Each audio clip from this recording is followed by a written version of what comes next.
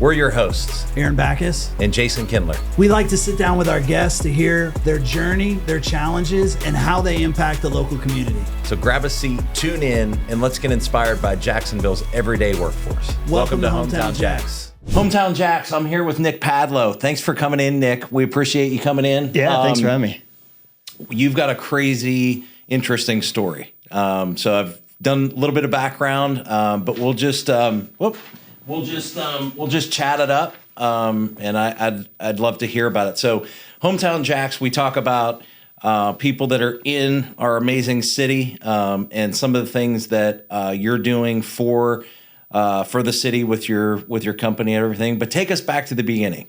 So you are a West Point graduate. Yeah, well, before that, I did grow up in Jacksonville. You did grow up in Jacksonville? Okay. Yeah, so I grew up, went to Wolfson. Awesome. And then I went to West Point for undergrad. And it's kind of a funny story. Like, the only reason that I ended up going to West Point was because they had a presentation that was at Crawdaddy's, and I really liked the food. Yeah. And I showed up and there was no food. But as I was trying to escape, they closed the door, played a video, and I was going to West Point. But it was a good 4 years. Yeah. You know, things changed in the middle. Yep. So I got there in 99 and graduated in 03. You know, in the middle of that was 9/11. Mm-hmm. So, you know, I got to watch that unfold from a English classroom, Wow. You know, West Point in uniform. And you know, all of a sudden I realized, like, I'm not going to go, you know, sit in Hawaii and process security clearances. Like, we're going to war.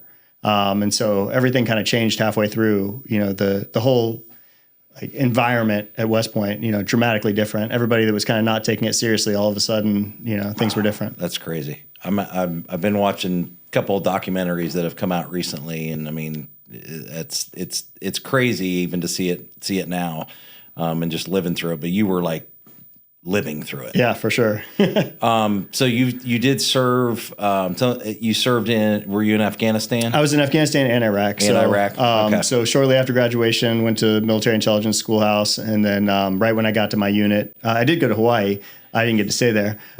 We deployed to Afghanistan, and so I was there for 15 months, and then back home for 8 months or 10 months, and then back to Iraq for another year. So. All told, like 27 months down range. Well, thank you for serving. Yeah, my pleasure. Definitely, you definitely saw the heat of it, right? Yeah, you know, it was interesting. Like, from what I thought I was going to be doing to what I ended up doing. You know, I was military intelligence, so you know, I thought I was going to be sitting in some room somewhere, but instead I was the MI guy for an infantry battalion, and then I was on a MIT team embedded in the Iraqi army. So it was like really good experience, and you know, my best friends still come from that time in my life. Yeah. After the military, you got your is it MBA? MBA, yeah. You got your MBA at Stanford. Yeah, awesome 2 years. That's awesome. I mean, talk about so different from my time in the military, but yet so helpful. You know, so many of us when we get out, and I talk about this a lot when we talk about treatment, but so many of us, the veterans, when we get out, we don't know who we are anymore. We don't have this like identity. We don't know where we belong. Like, what do I do? Go apply for a job at, you know, I don't know where I even apply for a job. I know how to lead people, but I don't know anything about business. And so, you know, the MBA was kind of a nice 2 years to like figure out what I was doing and kind of where I wanted to go next. That is, and that's something I definitely want to go, you know, kind of dig into a little bit.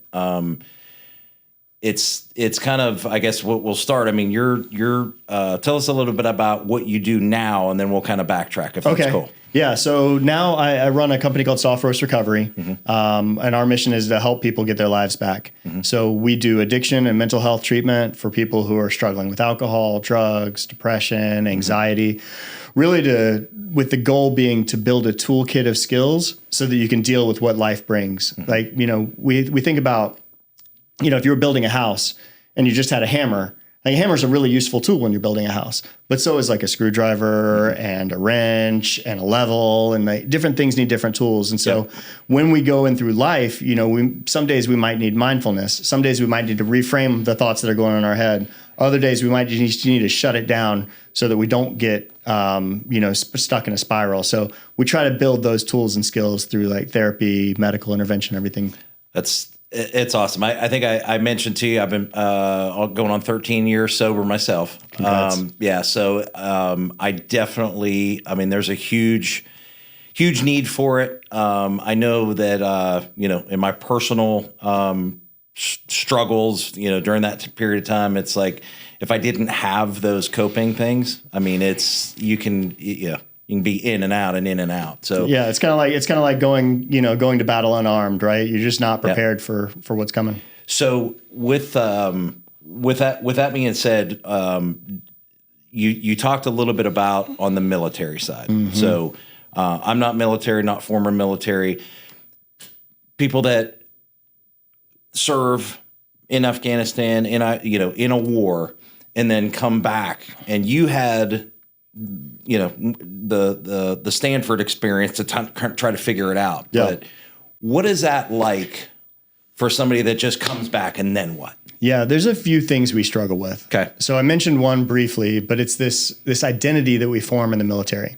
So when you go in, you think about that first day of basic training, everybody sees it on TV and movies. It's like, you get your haircut all the same, you put the same uniform on, you learn the values of the Army or the Marines or the Navy or the Coast Guard. They're ascribed to you. So now your values are their values. You look the same, you act the same, you live under the same rules. And so you have this shared identity. And then when you're kind of ripped away from that, you don't know who you are. I didn't know who I was anymore, right? I didn't know what I valued. I didn't know what I believed in. Everything was foreign to me. And so trying to find my place in the new world was difficult. Second thing that we struggle with is we have this tough it out mentality, right? Where, if you're on a run, if you're on a 5-mile run, and if I was on a 5-mile run and I sprained my ankle, I was going to die before I fell out of that run. It was just this tough it out mentality, right? You just run. You don't quit ever. And that's super useful in combat when crazy, unimaginable things are happening and you keep going and you push through. That's great. It's a wonderful skill to have. It also bites us on the other side because what happens is we try to apply that to this mental health and this alcoholism. We try to tough it out and we try to just ignore the pain. But the problem is all these things are super progressive. Yep. And so it's going to get worse if untreated. And then we just ignore it more. And then by the time we raise our hands up and ask for help, we're so far down. Yep. So, I mean, that part, what you just said right there is, I think, the tough person, because I think a lot of people that go through addiction and it's just mental, you don't know what to do next. And, you're tough, right? So you just you keep going through it without getting help. So, and I think the military obviously struggles with that specifically, but I think everyone struggles with it. Sure. And I think especially men struggle with it, right? We're just not used to raising our hand and asking for help, especially on emotional things. Yeah. Just talking to you for a few minutes here, I could tell you're a motivational speaker. I mean, I try. We always talk about you're motivational, your delivery is amazing, whatever. So, but you did a TED Talk as well. I did, yeah. We always talk about in the rooms. We always talk about our experience, strength, and hope, right? Yep. And so, sure, I like talking. It's also a little easy because I feel like I've got a lot of good material of things I've done wrong, and hopefully some of those things I'm not doing anymore. Yeah. So, you're pretty open about your own your struggles and everything like that. And has that really has that shaped you to be able to pass that on to other people? Hey, here's what I went through, and here's some of the things that helped me. I think what it gives you is instant credibility, right? I don't think you have to have struggled with drugs or alcohol to help someone who's struggling. Sure. So there's a lot of people out there, they might know a loved one that's struggling. Maybe they don't know what it's like because they haven't been through it themselves. I still think you can help. Yep. I think it's a little easier for me. Sure. Because I've been there, right? I know what it feels like. Yep. And so it's hard for us when we're in that spiral and we're in that downward place in our lives for us to believe that anything can get any different. And so someone that's never struggled telling us that it can get different, I didn't believe them. Sure. Right. But if someone that's been in it and they can tell me their stories and they can go toe for toe with me with all the dumb stuff I've done, and yet they're now doing better, all of a sudden now I'm thinking maybe there's some hope. And we really need that glimmer in order to get on the right path. That's so true. That's so true, because you're in a position to where you've been through it before, and like I said, going down those dark places you're like, I'll never get out of this. For sure. I'll never get out of this. And then one thing and next thing happens and next thing happens. And so tell me about your TED. How does somebody do a TED Talk? Like, how did this all happen? I still don't know exactly because I've applied for a lot of them and that was the only one that ever responded. Right. So I think it's a volume game, right? You just, you apply to a bunch, and if somebody likes your story and it resonates with their theme, then, potentially you get picked. And it was a really cool opportunity. It's something I've always wanted to do to share my story and like my ideas around, addiction and mental health and like how we can do it better. Yeah. So with the TED Talk, I mean, has there been anyone that's reached out to you? Has there been anyone that said, "Hey, this has really helped me"? I've gotten it here and there. Yeah. More so, I think I've gotten other people that have reached out that said, "Hey, do you want to come chat about this?" And so, I would love to say I'm this highly paid public speaker now. I am not. But I've had a lot of opportunities to do unpaid public speaking stuff, which is I just really enjoy because I feel like, if it touches one person, it's worth it. So, yeah, for sure. So tell me a little bit about how you decided that I'm going to start the recovery center. I'm going to go that route versus doing business or something like that. Yeah. So just a little bit kind of fill in that gap in my story. So got out of business school, started a business in pet cremation, which was, our goal was to make the worst day for a pet owner a little easier. Sure. And the business grew like a weed. It was great. We had locations in 8 states. We had, major veterinary contracts. And while the business was going like this, I was just imploding. Got it. And so, I imploded for a while before I got help. Eventually stepped down from that business, went to treatment, not right away. I was like, if it wasn't for the stress of entrepreneurship, I wouldn't drink so much. Yep. Right. If it wasn't for this, if I could just change this, then I wouldn't have a problem anymore. I quickly realized that was not the case. And so eventually I went and got help a couple times and went to Cambodia for 3 months, just lived at a temple there, practicing meditation and yoga full time. Really? Which was awesome. Army guy from the South doing meditation and yoga, right? But it was great for me. And so, I kind of came back from that experience right before COVID and it was like, what do I do now? I'm kind of this, wounded duck, so to speak. I'm feeling better, but I'm a wounded duck and like I kind of have a black mark, and so like, but I'm also really passionate about what I just went through. And so how do I take something that I'm passionate about and find an opportunity? And I think, even the pet cremation thing, I was passionate about animals. I love animals. Yeah. I love pets. And so finding something that I'm passionate about and then making that part of my mission was really helpful. And I think that this space really lends to it, right? There are a lot of things we do right in addiction treatment. There are a lot of things we don't do right. And so I felt like there was an opportunity to kind of combine my life experience with my entrepreneur hat of like, let's define the problem and let's figure out a better solution. What are some of those, what's your philosophy? What are some of those things that, Sofros Recovery does that maybe another place doesn't do? So the first thing, we think about rehab, right, residential level of care. And then we think about, the rooms, Alcoholics Anonymous, Smart Recovery. And between there's this giant gap of like, I can go to some meetings to get some peer support, or I can be, in a facility for 30 days. Well, like what's between? So true. And I think, to date for some like, systemic business reasons, there hasn't been a lot of focus put on that because it's kind of too small for the big private equity firms to care about.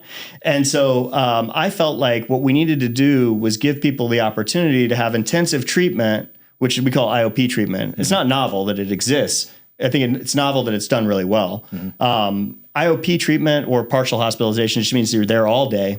But like, how do we make that better so that people are being exposed to the triggers of life? They're not in the box in rehab, but yet they still have a lot of support. And so that's really where we fit in. And I feel like within that level of care, there was a lot of just don't drink mentality, which is great. I mean, that's a great philosophy. Just don't drink. It's easy if you're not an alcoholic, not so hard if you are.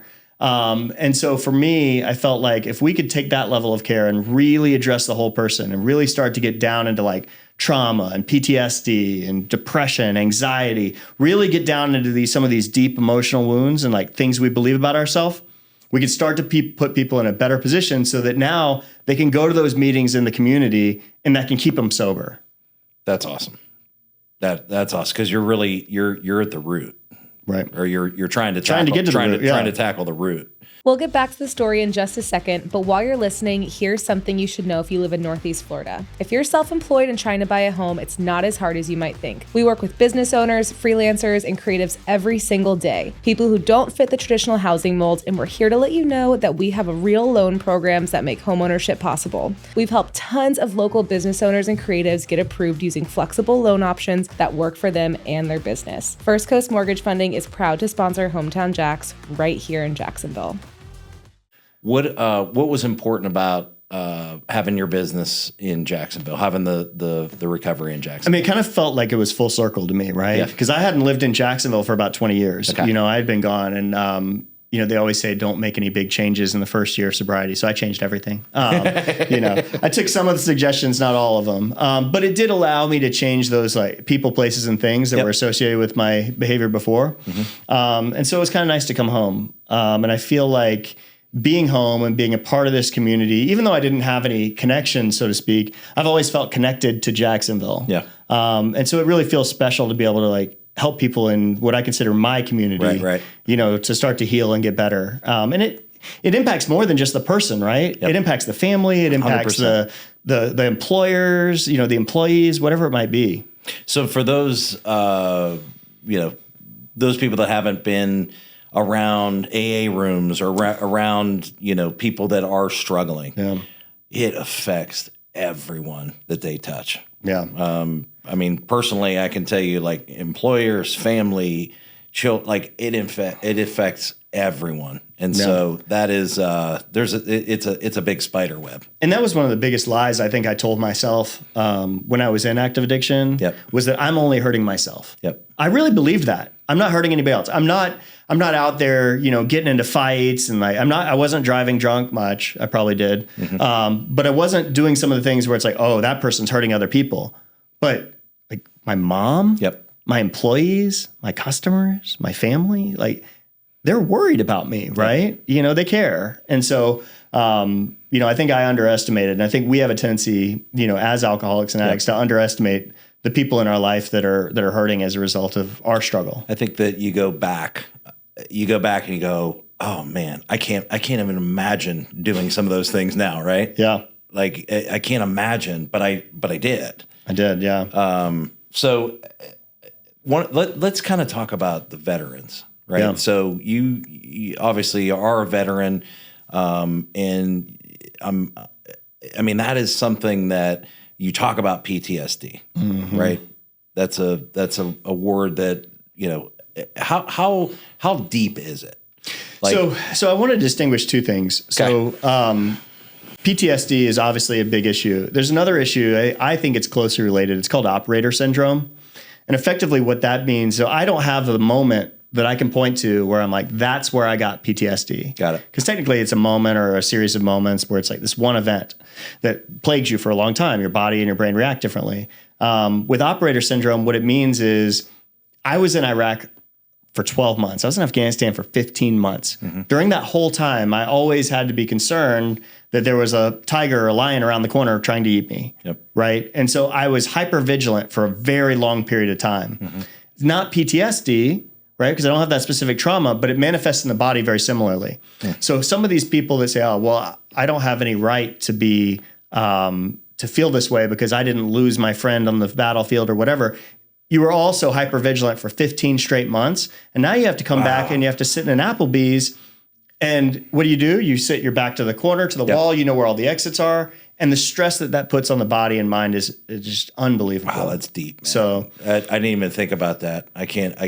Wow. So PTSD is its own thing. And a lot of people that don't have PTSD still struggle for reasons that are, that's not in the DSM-5 yet. So it's not a diagnosable, mental condition, but it is one that we've noticed over and over again. And a lot of the literature is starting to pick up on. So, I mean, that has got, you're constantly on super awareness. Right.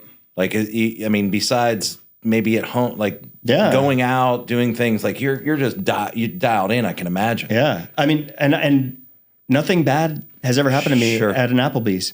Right. So, I mean, I have no reason to be concerned, but yet my body doesn't know that. My brain doesn't know that. Mm-hmm.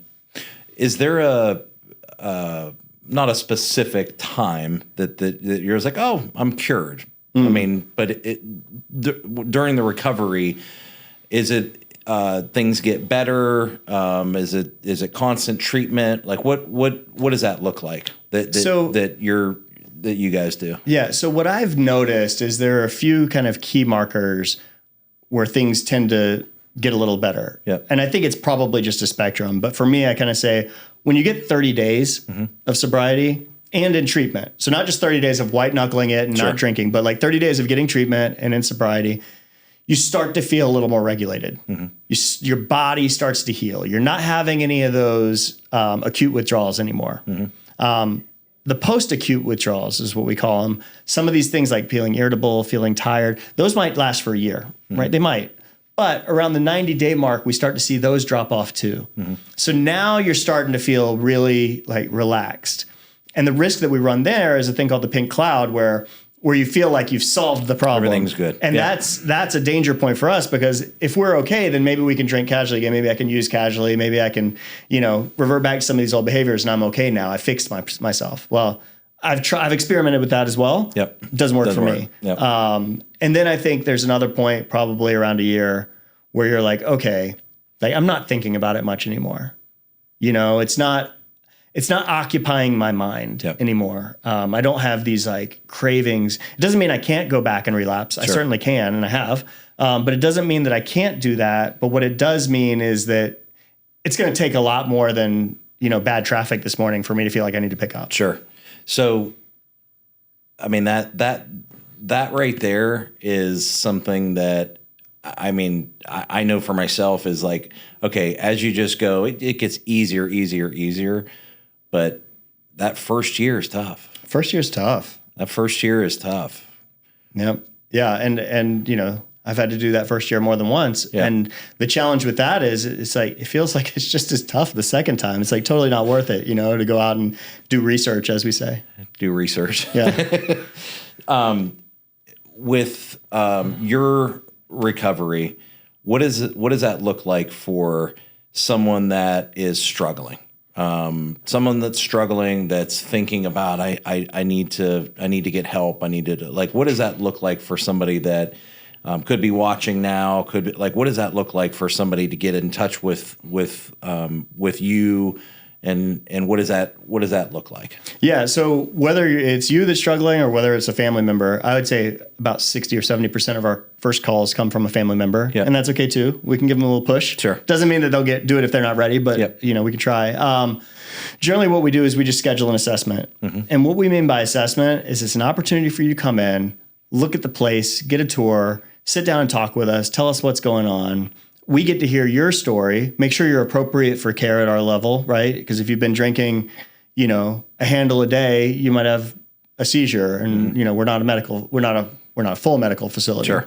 And so it's a chance for us to get to know you and you to get to know us, and then you decide. We'll give you our recommendation, and you can decide to do with that what you will. We don't charge anything for that, And if somebody wants to get started, they can get started that day. But it's really just a phone call, a phone call to our team, and. If you're not appropriate for us and we know right away, whatever that might be, we'll just find you somewhere that is, There's help even if it's not even if it's not yours. I think that's the biggest thing is that if family member, but especially if you're the person and you're ready, like even if you're not ready, just a phone call. Even if you're not ready and you think maybe you want to learn a little more, right? It's like, I'm not quite ready. Okay, fine, come in. Maybe what you'll find is that it's not so scary, after all. And we try to make it super comfortable. It doesn't feel like you're going to a hospital, Would you, I think I know the answer to this, and would you say that, life can get better and life does get better when you're not using? Oh man. I mean, I think about my life now, back in 2018, like I didn't want to be around anymore.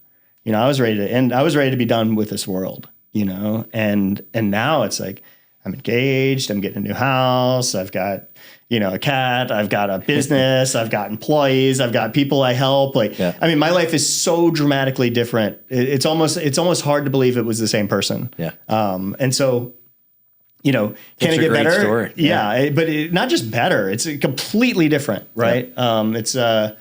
It's almost as if like that old person is gone and there's a new person here now. Yeah. I get it. Yeah. Yeah. Yeah, I get it. Tell me, how do you think your from the business side, how do you think that your military background, your MBA, how do you think that's helped with your business now?